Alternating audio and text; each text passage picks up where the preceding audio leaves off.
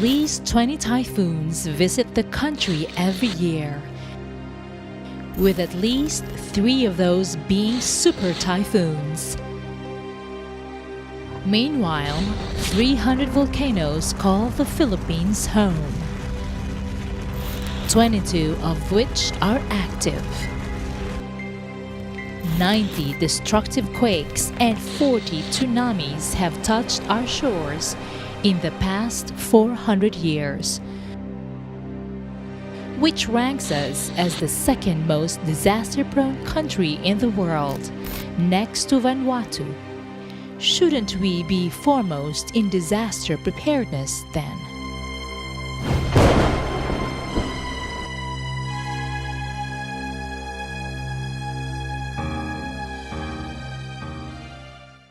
Sigurado po mga gusto ninyo ang inyong mga timog na dugan kalooban. Will take a very short break and then when it returns, we'll continue on with other things to have in mind that you believe to end your needs and that which first world class care kaya natin ibigay sa mga tao dito sa mundo. It is a very better and whatever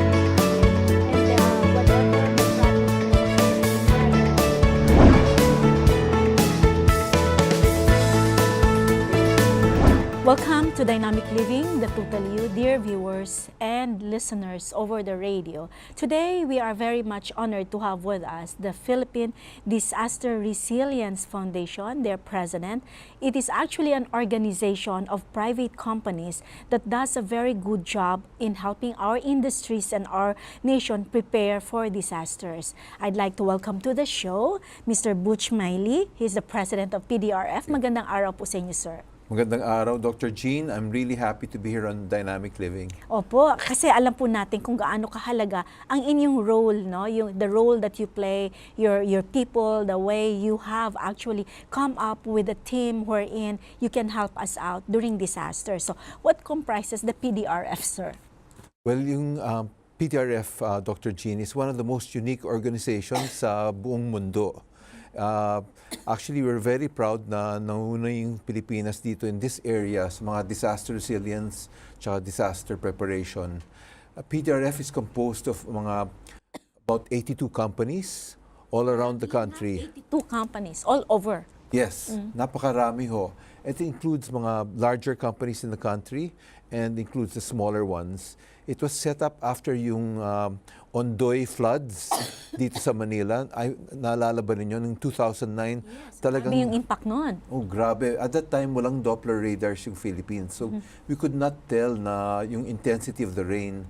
So, akala ng mga tao, that Saturday morning in November ata yun, it was just a regular storm. Eh, hindi nila alam, by the end of that Saturday, yung mga kalye natin naging mga parang mga dagat yan eh. And maraming namatay. So from that, the president at the time, President Macapagal-Arroyo, set up a public-private sector partnership, and doon nag-umpisa yung PDRF. And from that, we started first on yung mga trying to help during the Ondoy effects, yung mga people who were displaced. We rebuilt schools, and from that beginning, we also set up a fiber optic cable. Nalaman kasi ho namin na walang connection yung Pag-asa Weather Bureau tsaka yung Office of Civil Defense. So kayo po ang nag-initiate noon? Yes, because we thought it was important na makakommunicate yung dalawang critical agencies na yun eh. So one of our companies, kasi what we do is we don't give money per se, but we use yung core expertise ng mga companies namin. Like yung PLDT, tumulong sila, naglagay sila ng fiber optic cable from yung Pag-asa tsaka yung OCD. So ngayon, nakaka-communicate sila with the internet and all that, and that was very important. And we also started yung Marikina Watershed Program kasi alam namin na yung waters of Ondoy, marami nang galing sa mga mountains surrounding Manila, kaya na-flood ang Pasig, na-flood din ang Laguna Lake. So we're reforesting yung Marikina Watershed, and we're trying to get the people there to stop chopping down the trees kasi Marami doon chopping trees for charcoal. At mapapansin po natin, sir, na you are now at the forefront, ang PDRF, for there is a disaster, whether it be in Metro Manila or in the peripheries. And we will be discussing the Marawi crisis in a while, kung ano din ang mga naitulong ninyo doon. So how do you ensure coordination po and collaboration? Kasi kayo private sector po kayo, di po ba? With the government. Remember that the government has its own, yung tawag nating mga national disaster risk command center nila, meron din naman tayong mga provincial. So how does PDRF come into play with the government? Well, Dr. Chin, we work closely with the government. Yun ang usapan We have a representative, always NDRMC, yung National Disaster Recovery Council, and we work closely with them and with the UN cluster system. May cluster system ang PDRF. Tinatawag namin mga lifeline clusters. Water, power, telecoms, roads, search and rescue, logistics. Lahat yan, all of our 82 companies are divided into these 8 clusters. And yung mga clusters na yan, nakapantay, nakaparallel against mga government clusters on one side and yung UN clusters on the other side. So nag-interact kami together. So we do not issue, for example, mga warnings or mga ganun without the government. Nauna parati yung government and we work closely. Kung anong nangangailangan nila, doon kami pumapasok. Like during Super Typhoon Yolanda, Department of Education asked us for to help yung emergency feeding program para sa mga bata. Kasi sabi nila, if they do it, it will take them months kasi may bidding process na yan. So, tin-earn over nila sa private sector and we were able to do it quickly. Another example is during Yolanda din, yung Department of Trade and Industry. Their idea was to revive yung mga small businesses sa Yolanda affected areas. And these are talagang mga simple lang mga businesses like dressmaking, mga karinderya. But they said kung silang gagawa, babalik pa sila sa Kongreso. It will take them a year. So they turned to PDRF and kami nang gumawa. Pero sir, kasama dun sa clusters ninyo na hindi nyo nabanggit, na mahalaga din, is actually health, di ba? Kasama din sa inyo yun, di po ba? I mean, that's also included sanitation, health, education. Heto po ba kasama din sa inyo nasasakupan? Yes, right after yung Super Typhoon, Yolanda, we started 5 initial clusters. Yun ang umpisa ng PDRF, yung 5 clusters. It was health and sanitation, it was education, livelihood, shelter, tsaka environment. And yun ang unang division ng companies into those 5 clusters. Kasi we saw that yun ang pinaka-urgent na needs na kailangan nun. And so we were able to build schools with the help of many Filipinos overseas and even ordinary people from abroad who gave donations. And then we were able to build health clinics. We were able to rebuild some and build new ones. We were able to build ang tinatawag nilang evacuation centers. Kasi nalaman namin na yung soil sa Leyte, napaka-soft ho yan. And yung ilalim ng soil sa mga Leyte is too big. So we had to dig very deeply, nag-soil study kami, and make it very solid. So ngayon we have about 4 typhoon-resistant evacuation shelters throughout Leyte that we've constructed. Ko po with what you're telling us, and I think our viewers are very excited listening to you.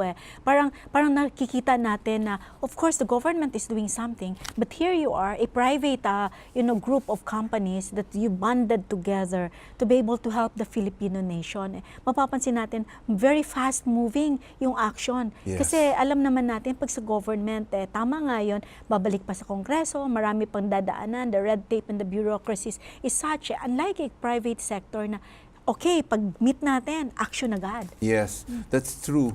And actually, yung nangyari during Yolanda, nakita ng United Nations and the rest of the world, they're using it as an example of how yung private sector can become an actor in sa humanitarian scene.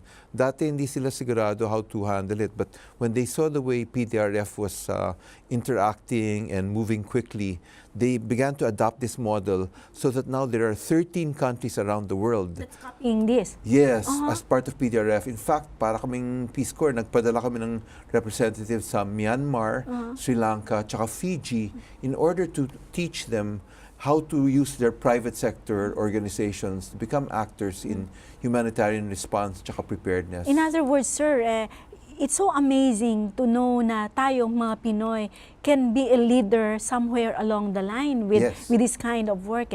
Pero what are the other activities na you closely coordinate with the government? Well, for example, Dr. Jean, we have something called we have the first of its kind Emergency Operations Center. First of its kind in the world that's run by the private sector. It's initially dito sa Makati, sa Shell, hosted for free, but we're building another setup sa Clark para medyo malayo in case may earthquake. But we use that EOC na tinatawag namin to coordinate with the government. And as part of that, we have yung tinatawag namin business continuity programs. Ito yung for mga small and medium-sized enterprises. Kasi alam namin yung mga big companies medyo handa, but yung mga vendors and suppliers and clients nila, mga small companies. Which comprises quite a huge number in the Philippine economy, di ba? Oh my Itong mga gosh. SMEs, 80% yata sila. Mga ganun. Mga ganun. And yung statistics have told us all around the world na pag tinamaan sila ng devastation, they're the least likely na makakabalik. So we're focusing yung business continuity efforts together with the government on yung talagang making sure na mas resilient itong mga small businesses. In addition, we've developed a program for continuity for government agencies mismo so that they will be prepared and that they can recover quickly once tragedy strikes. Kasi if you notice, yung pangalan niyo po, Philippine Disaster Resilience. Resilience is something that should be inherently present among each one of us. And it's the one that will really make us makabangon tayong muli. That's right. We changed our name actually. After Ondoy, it was called Philippine Disaster Recovery Foundation. Tapos ginawa naming Philippine Disaster Resilience Foundation. Kasi we wanted to cover nga exactly what you said. Hindi lang yung relief, recovery, rehabilitation, but yung preparedness tsaka mitigation. Because the money you spent being prepared is worth 7 times what you spend pag may nangyari na yung Parang sa sakit lang yan, Sir Butch. Prevention will always be better than cure. That's right. And That's anything right. that we can prevent, anything that we're prepared for, we will be, lucky and we would be able to rise again. Pero sir, Right, what preparations are really needed for us to become resilient when disasters do arise? Well, depende, Dr. Gino. If you're talking about individuals and families, for example, kasi maraming kababayan, mga relatives of people around the world here in the Philippines, they want them to be safe. And each family really has to have a plan. Kasi hindi natin malalaman, the Philippines is one of the most disaster-prone countries in the world. That's a fact. May volcanic eruptions, may earthquakes, may super typhoons, and may because of the maraming traveling, may mga possibility of pandemics. So each family. Nadagdag natin ngayon, Sir Butch, yung ating mga yung inner wars natin ngayon, which we will be discussing mamaya. No? Parang nadagdag siya ngayon sa list ng ating mga dapat paghandaan. Civil conflict. Plus, we don't want to talk about it, though we have discussed this with the government, but just in case this nuclear explosion, for example, sa Pacific, we have statistics showing there'll be 2.5 million more cancer deaths in the Pacific area kung may nag-explode ng atomic bomb. Malapit lang tayo contiguity. Depende kung saan mangyayari, tsaka where the winds are. So we've talked about all these things, but each family nga should have a plan. Kasi if there's a crisis, we can assume na baba yung walang internet, walang cellphone service. So they should talk among themselves, saan ba tayo makikita? So dapat may meeting point ang each family. And we're also encouraging each family to have yung mga to-go bags. We got this from the Japanese. Lahat ng mga importanteng dokumento ninyo, nandun lahat, mga passports, mga deeds, and yung mga tubig, mga flashlights, mga whistles in case may rubble na nangyari and nasa ilalim ka, to let people know that you're alive. All these things should be in your to-go bag, and every family should have it so that you can survive. And para kung may sudden catastrophe like an earthquake, kunin mo lang yung to-go bag, takbo ka na. and at least you can survive for a few days. Ang kinaganda po nito, yung binanggit ninyo na families, kasi basic structure Yes, yan eh. yes. So pag natamaan kasi, hindi naman yung buong lugar na siya yung tatama, kundi it starts with the families eh. So kung lahat ng pamilya natin, educated sila, and they know what they're gonna do in cases of, events like this happen, malaking bagay po yun. Yes, because for us Filipinos, and for everybody around the world, the family is the most important.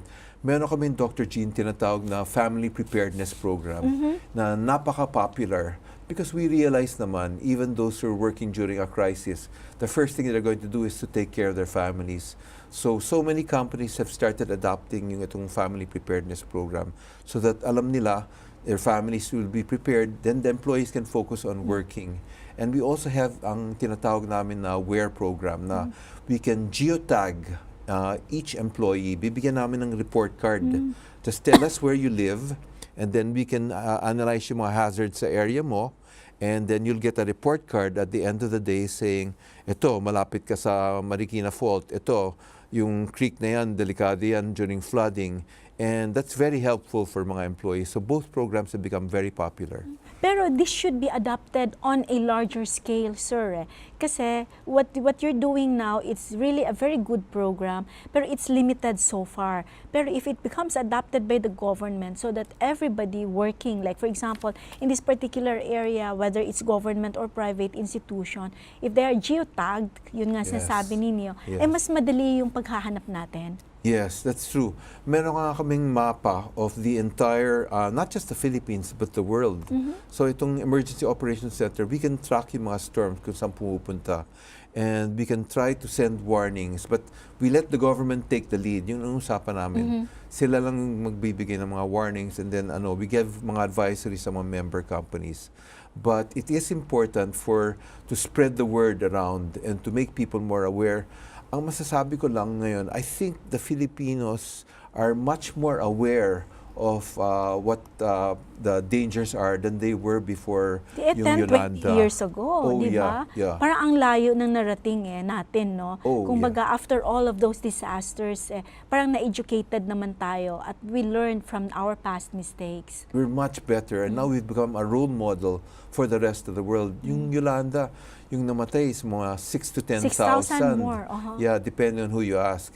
Pero the latest casualties, because the government has adopted yung pre-evacuation, it's down to mga 50 to 100. Still too many, but much less than it used to be. So talagang pinag-aaralan tayo ng mga tao from all over. How does one company, kasi a private group of companies kayo, so it's not an individual thing that would want to join PDRF. So it's a company. So how do these companies come to you and tell you na, okay, Sir Butch, we'd like to be part of what you're doing because we believe in it?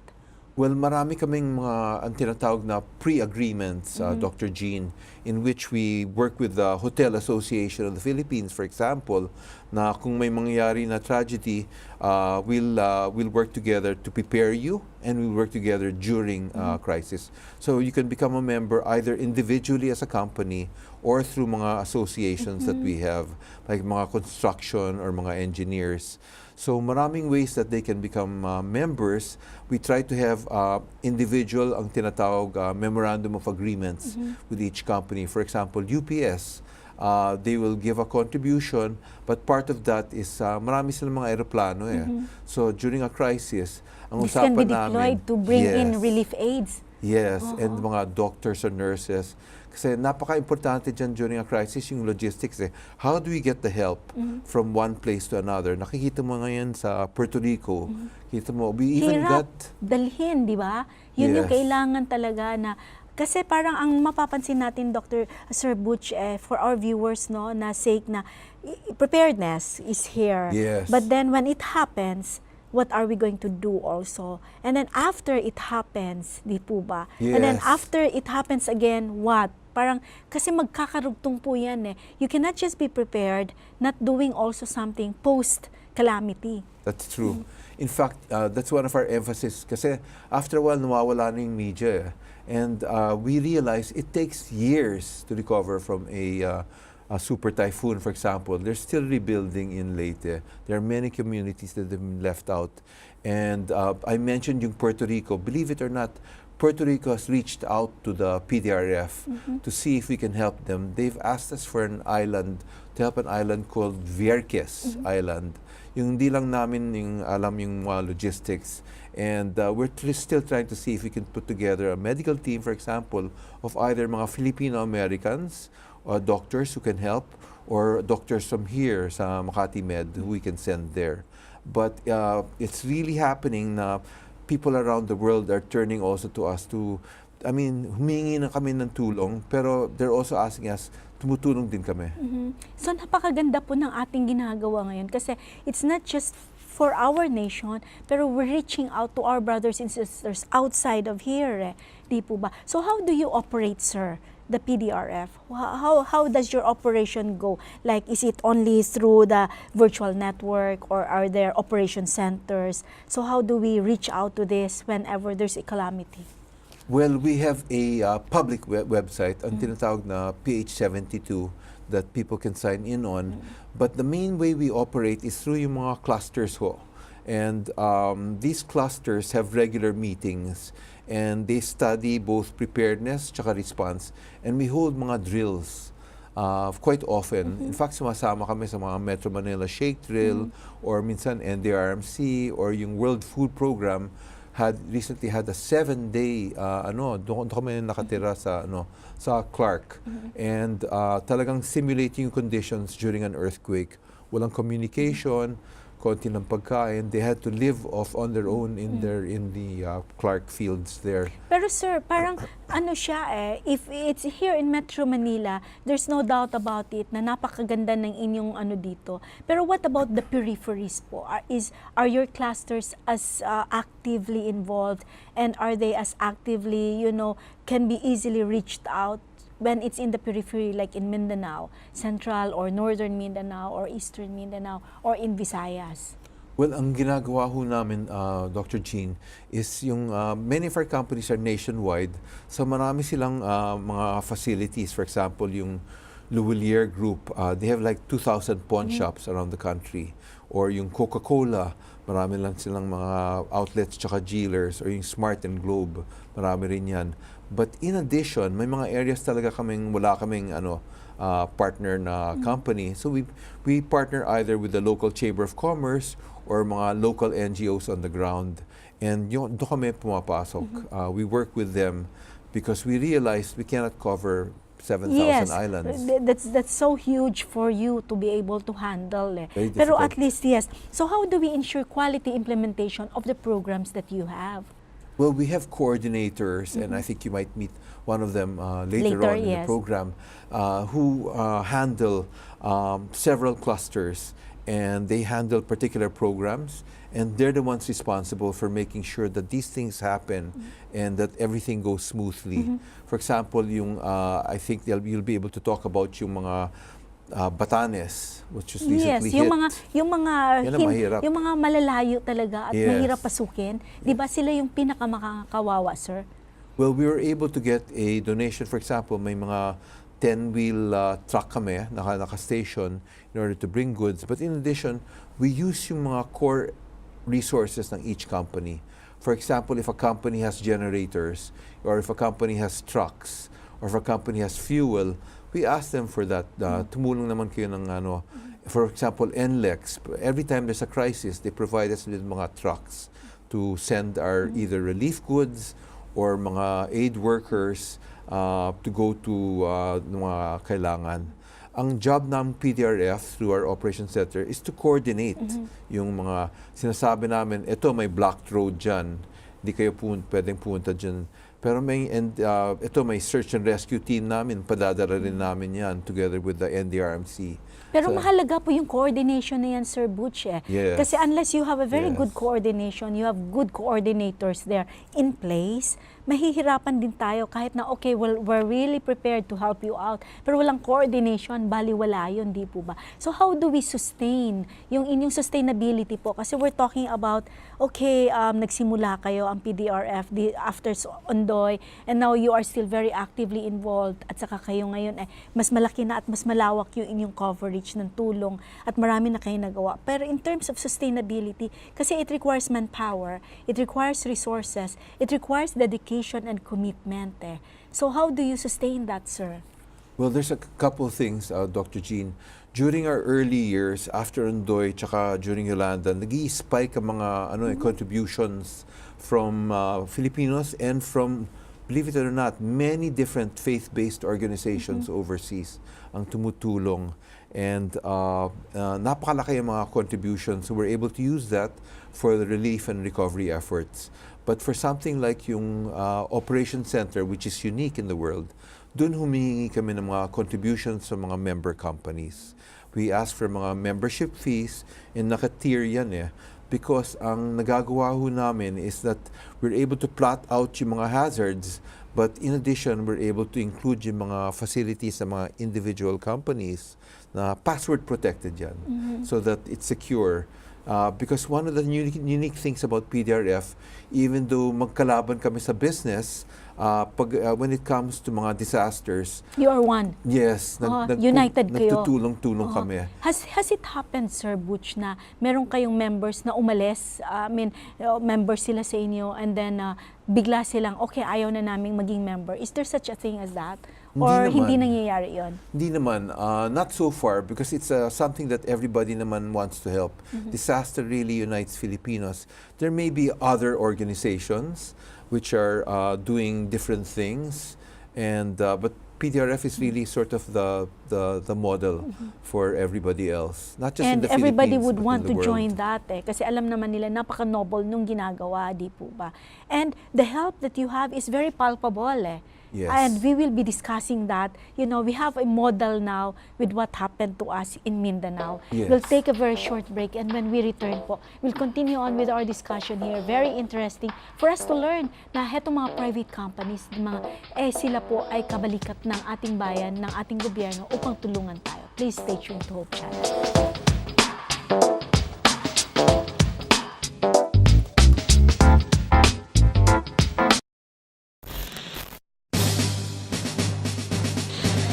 First and foremost is you have to prepare things when considered as valuable.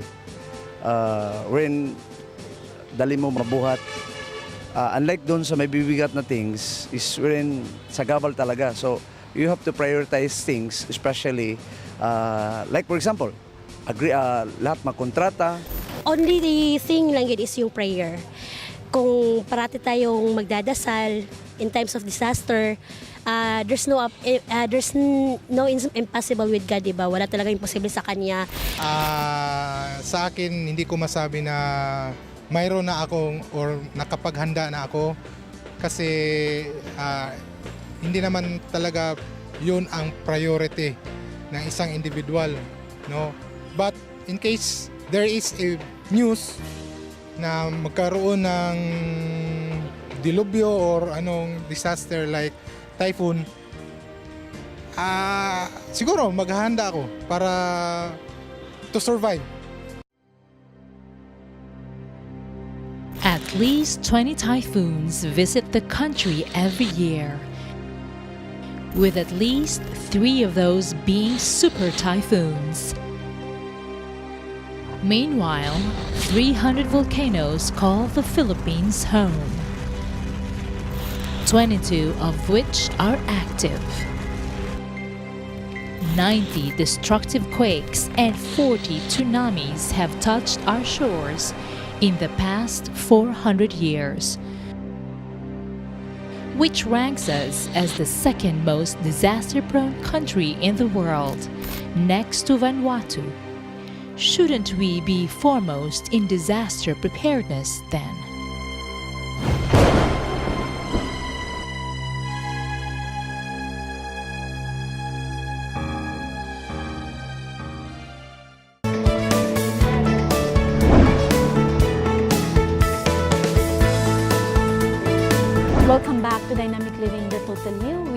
very much happy to be here in the studio of the North Philippine Union Conference in Manila with our episode When Disaster Strikes. And andito pa rin po ang ating President sa Philippine Disaster Resilience Foundation, si Mr. Butch Miley. And of course, we are now joined by Miss Melissa Lavente. She's the Recovery Program Officer of the PDRF. Magandang araw din sa iyo, Miss Melissa. Magandang umaga po, Dr. Jean, and thank you for having me here at Dynamic Living. Yes, so kanina narinig mo yung aming pinag-usapan ni Sir Butch tungkol sa inyong structure at paano kayo mag-respond when there is a problem, hand in hand with the government. Balikan ko muna si Sir Butch. Sir Butch, ano-anong mga core strengths or areas ninyo meron kayo sa private sector that makes you a very good partner with the government in terms of, addressing problems when a disaster strikes? Well, Dr. Jean, in the Philippines, much of the economy is yung private sector. So yung mga key areas, yung mga telecoms, as I mentioned, mga tubig, mga kuryente, mga roads, mga hospitals, a lot of those areas, you need the private sector to enable you to prepare and to recover from disaster. And ang goal nga namin is to have mga agreements with the government. Parang sa Japan, they're able, after an earthquake happens, within 6 days, their roads are repaired. Not by the government, but by yung mga private companies. Kasi may usapan na sila na kung mangyaring earthquake, kung masira yung road, wala namin sasabihin, basta ayusin lang ninyo. And that's the way we want to be able to function with the government eventually, so that when some disaster strikes, we don't even have to talk. Gagawin na namin, ayusin na namin. And what we've been doing is, for example, pag may mawalan ng power during a typhoon, Meralco, for example, sends mga linemen, hundreds of linemen. They stay in an area for mga weeks on end, on their own, even sometimes during mga Easter or Christmas breaks, to help the local electric co-op restore power. And yun ang strength ng private sector. At saka siguro, Sir Butch, kaya very strong ang partnership ninyo with the government. Hetong private sector kasi, they don't really have to pass through a lot of bureaucracies or red tapings. Kayo kasi in place na lahat, so diretsohan na lahat. Ngayon po, are there criteria or requirements for one? Kanina tinanong ko na po yun sa inyo kanina na sino ang pwedeng sumali at sinagot nyo na po. Pero is there such a thing as a requirement for one to become a member of the PDRF? The only requirement is that you're interested and that you want to help the country. Because this gives you an opportunity to help the country, and even though you're not part of the government. So actually, yung key decision maker, yung CEO ng company. And whether you're a big company, a medium-sized company, or a small company, we welcome you because you have a role to play. And di lang yung Manila, pero Cebu, Davao, Mindanao, wherever. Batanes siguro kasama doon, di ba? Batanes and where Melissa has been. And yung mga Bicol Chamber of Commerce, yan, very active yung mga different chambers of commerce because we work with mga PCCI, Philippine Chamber of So ano po, Commerce sir, and kaya ang Industries. benefit meron sila pagka sumali sila? Kasi sometimes, ang thinking na ibang companies na hindi pa sumasali, what do I get out of it aside from me being able to help? Well, for one thing, you're able to take advantage of napakaraming training programs ng PDRF. Sa business continuity, meron kaming training on volcanic eruptions tsaka earthquakes together with fieldwalks. Meron kaming training on tropical weather patterns together with Weather Philippines of Aboitiz Foundation. Lahat yan, Dr. Jean, are available to member companies. Wala po silang babayaran pag nagpadala sila ng tao for the training or for a minimum fee kailangan silang magbigay? Yes, if they're members and they've paid their membership dues, usually kasama yan. If you're not a member, may bayad dyan. Ang ikinagandahan nito, Melissa, if you're a member pala here of the PDRF, you can avail of all trainings na kakailanganin mo, no, for you to be able to work together hand in hand with them. Ikaw, you are in charge with the recovery program. Ano itong mga recovery programs and how does it work and function? So as mentioned by Sir Butch earlier, meron kaming 5 clusters So there's education, environment, WISH, which is water infrastructure, sanitation and health, livelihood and shelter. So actually even before Typhoon Yolanda, we've been working on these different clusters. An example of, for example, for education is we are helping funding a scholarship program in Tacloban and Palo Leyte for senior high school students. Ibig sabihin, ito yung mga biktima ng Yes. ating Yolanda. So, Yes. sila ngayon, pwede silang mag-aral ng libre. Yes, for their senior high school, which is important also for employment. So what we're doing is we're tying them up with TESDA, which is a national training institute ng gobyerno, so that they can get certifications even before they graduate. So it's better for employability. So, sino ang pwedeng mag-avail nito? Like, for example, you go to Yolanda, Yes. To the place where Yolanda happened, and then may scholarship, Sir Butch, na ganyan. Yes, Lahat ba ng mga kabataan na senior high na nandoon nung panahon na yun, can they avail of this? And what would be the process by which they can avail? So this is a 2-year program and run with the Embracing the World, which is an international organization, and then PBSP. So even before the school year started, meron kaming screening process. And at the end, we came out with 531 students. Wow, For that's Palo amazing, in Tacloban. Sir Butch, di ba? Yes. 531 students. Yes. That's not a Yes. small number. Would you like to comment on that? Well, that's one way na talagang you feel you can see the people that you help. And that makes it very fulfilling for us. Because alam namin na without that help, yung mga ibang estudyante dun would not be able to do yung mga K11, K12 especially. So that's really heartwarming for all of us. So, patuloy, yes, Miss Melissa.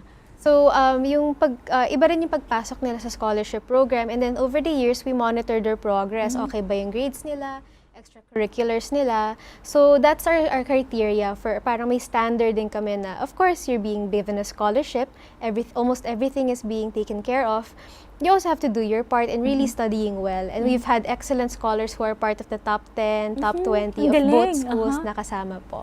So aside from education, ano-ano pang mga programs meron kayo for the recovery? Kasi itong Sure. recovery, Sir Butch, balikan ko muna ikaw bago si Melissa on the recovery. Sinabi nga natin, preparedness, mahalaga. During the calamity, mahalaga yon. Anong gagawin natin?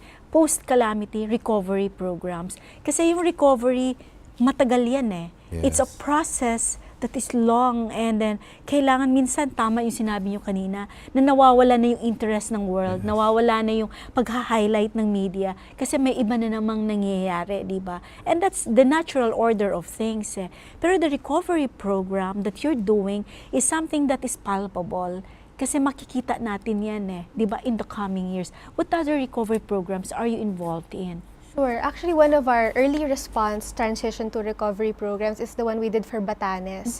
So, nagpadala kami ng shelter repair kits. These were more than, I think, 1,000 to 2,000 tons worth of shelter items to the island of Batanes. Yung Batanes, yung northernmost province in the Philippines. They're actually closer to Taiwan than mainland Luzon. Kaya medyo mahirap po yung logistics, getting everything up there, even yung mga pagbisita pa lang, pag-monitor. So, yung in terms of coordination ng PDRF, we had the support of the Philippine Navy and the provincial government of Batanes, so that they could send the items for free. Sakay kami doon sa Navy ship nila. And you were there? And we were there, opo. Kasama ka dun talaga, Yes as in? po, oo. Kasama po yan kasi mahalaga po sa amin na namomonitor din po namin yung mga programs namin. Hindi yung when we receive a donation, hanggang doon lang and then report, tapos na. We really want to know na yung mga pinadating na sa amin na mga gamit or yung mga monetary donations ay nakakarating po talaga sa mga nangangailangan. So doon po, actually, very helpful din po yung local government dahil sila naman po yung nag-transport from the port hanggang doon sa mga bahay-bahayan. So sila po yung nagdala, I think, mga 6 or 7 trucks po na umikot po ng Batanes para ibigay po yung mga shelter items. And you were there all along during Yes that po, time. opo. Matanong kita, Sir Butch, si Melissa nandun sa Batanes, no? Kayo po ba, meron po ba kayong mga pinupuntahan din na kasama kayo during the recovery programs? At ano po ito? Well, I try to be there as soon as I can. For example, mga 4 days after yung Super Typhoon Yolanda, punta ako dun by chopper, naglanding kami sa Tacloban. And I was there and nakita ko nga na napakarami mga dead bodies on the street. Yes, on the streets. There are a lot of hungry people and you know, many of these bodies were naka-body bag, yung mga iba hindi. Yung mga iba nakatakpan lang ng yero.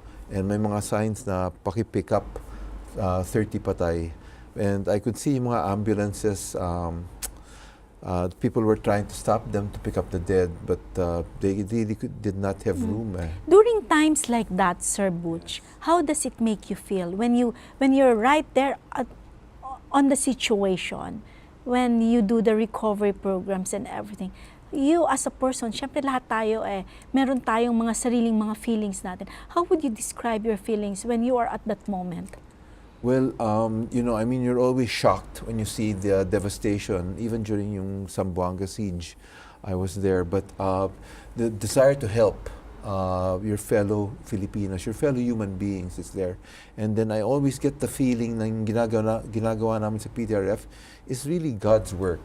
And that's the way I feel. And that really helps me push harder, work harder, and inspires me because I know that we're doing good things and I want to do as much good as we can for as many people as we can. Melissa, hetong pinaka-recent na nangyari sa ating bansa, which is in Mindanao, hetong Marawi siege, yung recovery programs ninyo, ano ang mga ginawa ninyo dito? And were you there?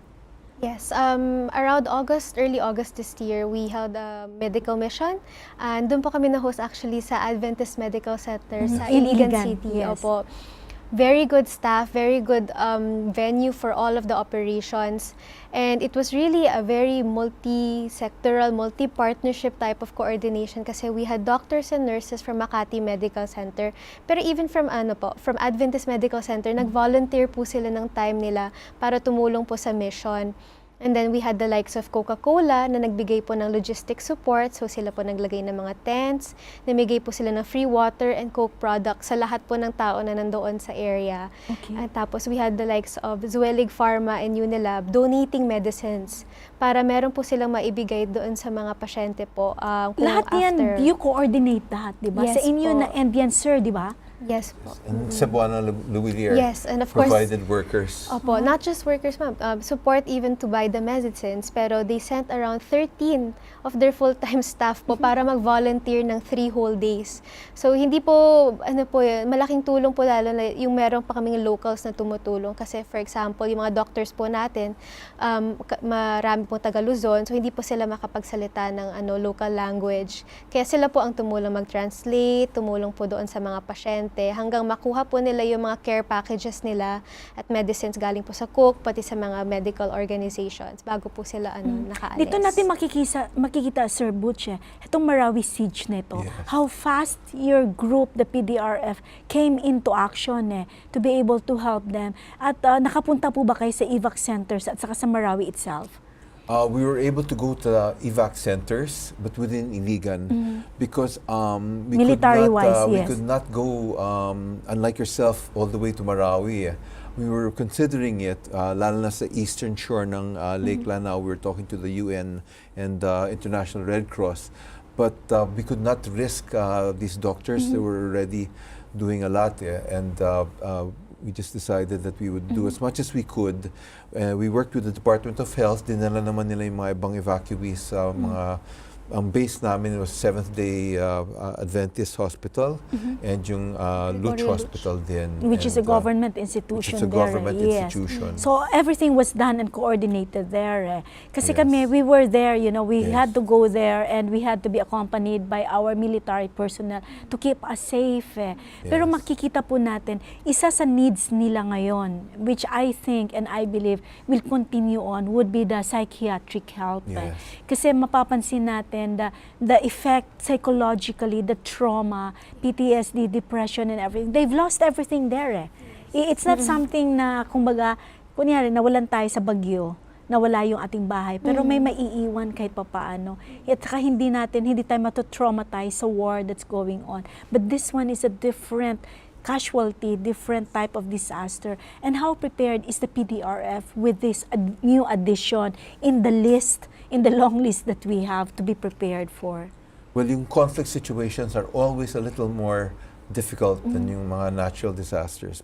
And business organizations are sometimes reluctant, but PDRF has made a commitment to go in there, and we've already started working closely with the government. Ang areas namin is mga livelihood. We're preparing like what we did in Yolanda. There's a company called Suising, which is offering to help set up yung mga sari-sari stores. Kasi yun ang importante, yung Opo, supply kasi yung mga chain, maliliit Yes. di ba? At saka yung, tama yung sinabi niyo, yung supply and chain, yung mga supply chains. Kasi, di ba, marami silang kailangan ngayon. At kailangan, hindi naman dole out Ako, I don't believe in dole out It has to be livelihood talaga para makapagsimula. There's dignity and pride. Yes, even the evacuees themselves have told us and the government, they don't want yung handouts, and sawa na sila sa mga sardinas, sa mga Hindi na nga ganun nila kinakain yun Oo, yun nga eh. Buti pa daw ang aso nila, kumakain pa. Pero darating ang panahon, pati ang aso ayaw na kumain noon. nakakasawa. So yung sinasabi niyo po na yung livelihood na yan, yes, can you expound on that? Well, we're working with the government. Ang gusto nila is to set up yung mga sari stores, sari-sari stores, for example, doon na mismo sa evacuation camps. Because yung Maranaos are a trading people. So they want to be able to buy and sell. So we're working with yung mga wholesalers kung pwede na i-set up. That's one area. In addition, we're working with the Department of Trade and Industry, tulad ng ginawa namin sa Yolanda. They will identify yung mga businesses which were lost, mga small businesses, and then we will in turn see if we can get the funding to provide yung mga implements and tools para makabangon uli yung mga ano. Maganda po yan, Sir Butch. Alam niyo po kung bakit. It will, by putting them into their livelihood, Melissa, as part of the recovery program, it will help them recover emotionally, mentally, physically, and everything else, and even spiritually Kasi merong meaning ulit yung buhay nila. Yes, I know that from personal experience. I think work gives you dignity, a job gives you dignity, and then as long as you have that, you're able to deal with your other problems and gives you help and your faith. Yes. What about do you have other recovery programs, Melissa, aside from itong livelihood, about yung education na yan? Ano pa ang nagagawa ninyo at ginagawa ngayon? Po, if I add lang po doon sa Marawi, more than the items, we also want to provide them training. So kasama po doon sa mga items na makukuha nila for their sari-sari stores or maybe kung ano po yung small business nila, meron pong financial literacy training para at least yung pag-manage din po nila. Ay, gusto ko yan sinasabi mo. Yung financial literacy, Sir Butch. Alam mo, minsan kasi yan ang kulang natin. Yes, patuloy mo yan, Melissa. Opo, para naman po hindi lang yung less of the dole out po and more of yung talagang training kasi it helps you prepare din po kung may, halimbawa, kung may mangyari po ulit, at least alam nyo na po kung ano po yung mga pwedeng nyo magawin, yung mga plans, ano po pwedeng itabi para hindi naman po kayo mas ma-disaster kumpara po sa noon. At saka yung financial literacy na sinasabi mo, mahalaga yan para alam nila paano paikutin yung maliit na meron sila. Opo. Very important po yun. At yun po yung nakita namin na magaling dun sa partner namin sa Suising. Nung ginawa po namin yun sa Tacloban. So, aside from that po, we also... So, it's really working, ha? Yes In other po, words, actually. it's working, it's workable, it's really ideal also. Opo, kasi people have they're given their own way of managing of their business Hindi po yung, ito yung binigay namin, kayo na, bahala na lang kayo. At least meron silang added knowledge na hindi po nila laging nakukuha sa mga ganitong klaseng programa. Kailan ninyo ang target na yan para sa financial literacy at saka yung para sa livelihood programs ng mga evacuees ng Marawi? I mean, I'm pretty sure you have, a time frame for that wherein you would want to come in and help out on the recovery program.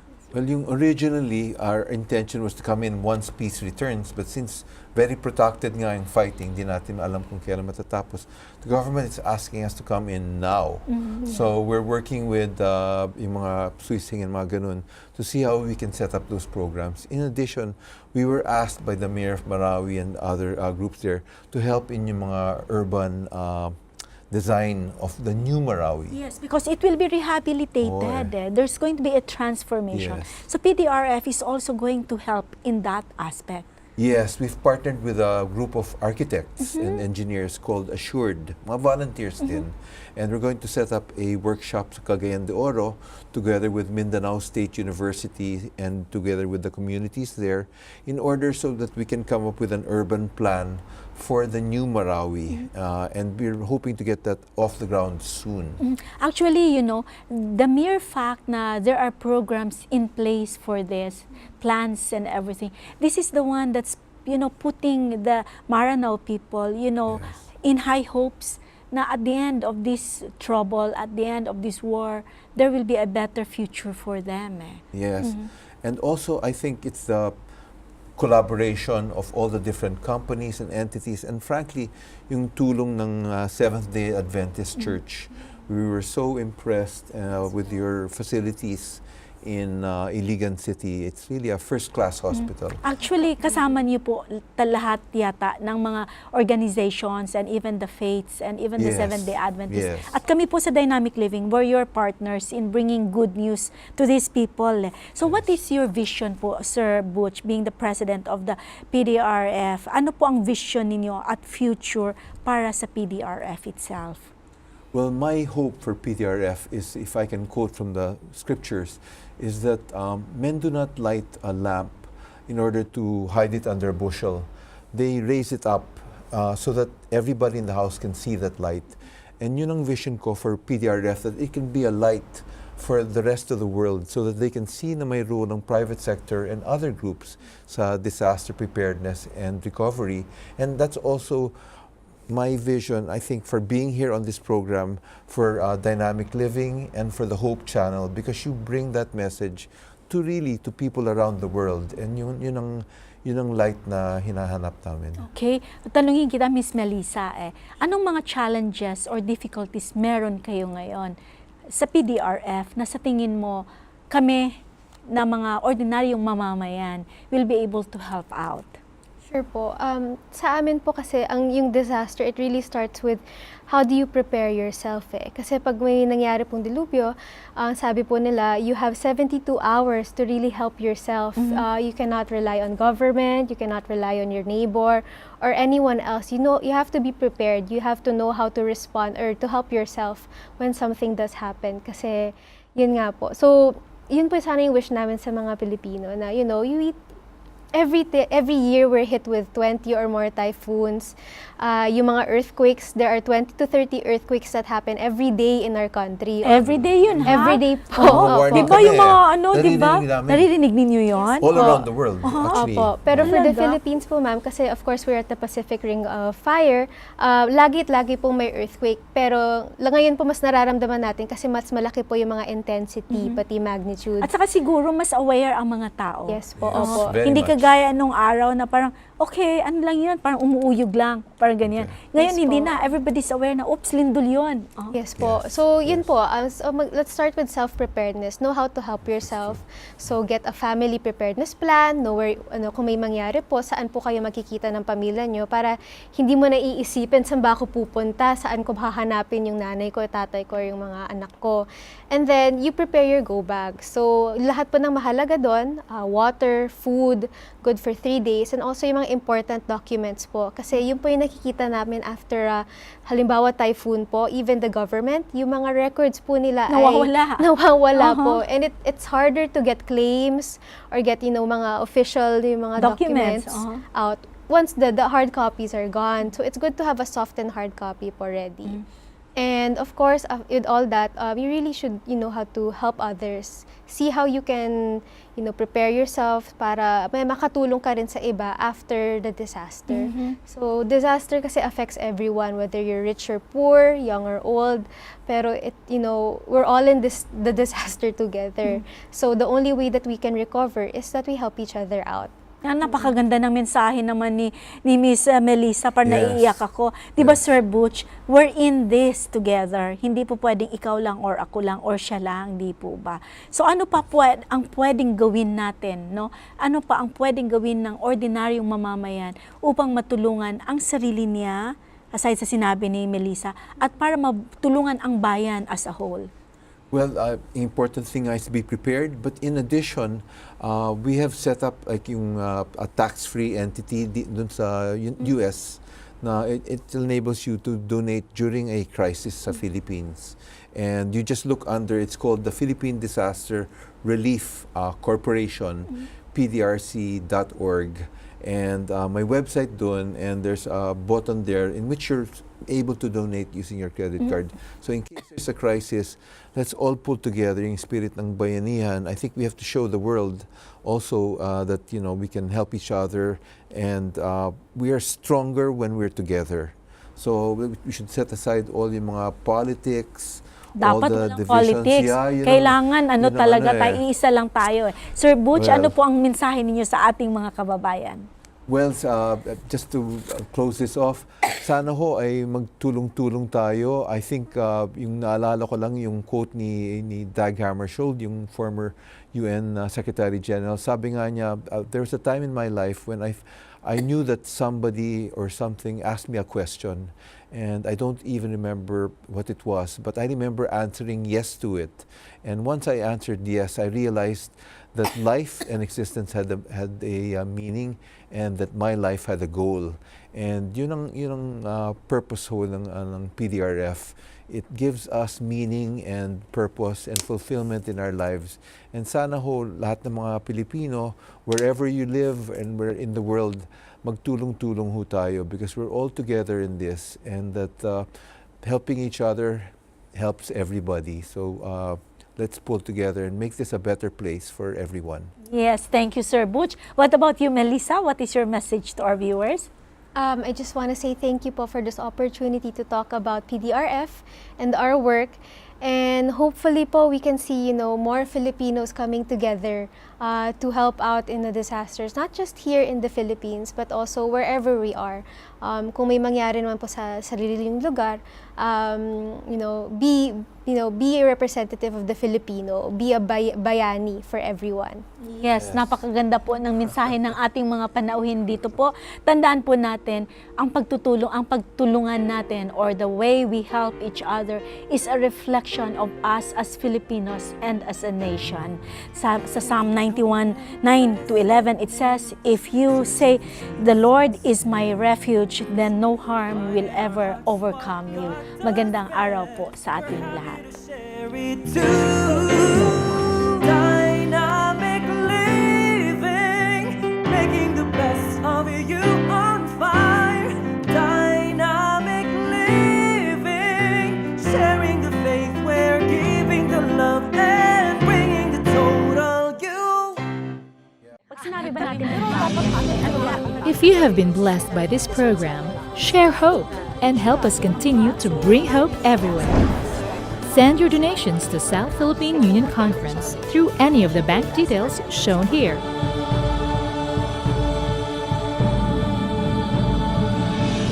Hope Channel, sharing love, changing lives. Of course. Sometimes. Why not? Yes. My brother. My mom. And of course, my dad. The policeman. Boss. My teachers. My grandpa. When I'm threatened. When he stares at me. When I hear his whistle. When they raise their voice. When they call me by my full name. Whenever he calls me like this. Hey, come on, bro. Because they're the law. He's older than me. My grade would be at stake. They're my parents. Since I'm younger than him, I'll be fired if I don't. You know. Obedience It's more than a state of being obedient. it is our Willful practice of obedience. Conscious decision To obey policemen. To obey your and parents. teachers. it means submission To the rules. which are meant. To keep us safe. Likewise, Obedience. is a manifestation of love. I respect my I love my mom. I love my older dad. brother. Besides, It says We obey our grandparents, our older brother, our people of authority, our our boss, parents, in the Lord. For this is That's right.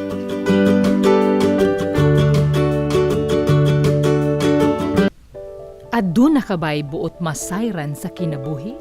Aduna ba'y kagawasan sa sala o kasakit? May paglaong pa ba ang mga minatay? Unsa ba'y padulngan sa kalibutan? Mga higala, ipangutana kay pastor. Ipadala ang imong mga pangutana ug tubagon ni pastor gamit ang Biblia. Pangutana Pastor, usa ka serbisyong gidalit kaninyo gikan sa Hope Channel.